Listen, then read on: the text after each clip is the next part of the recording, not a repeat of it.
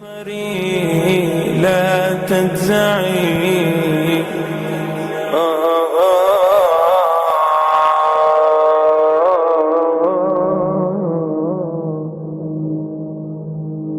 Jinns.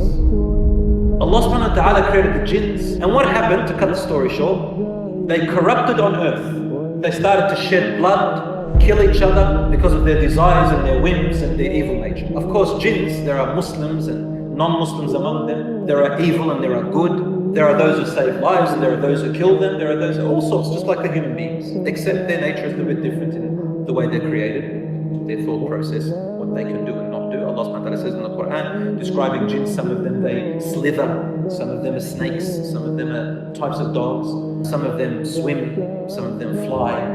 I don't want you to confuse jinn with shaitan, Satan, shaitan, devil. The word shaitan applies to both jinn and human beings.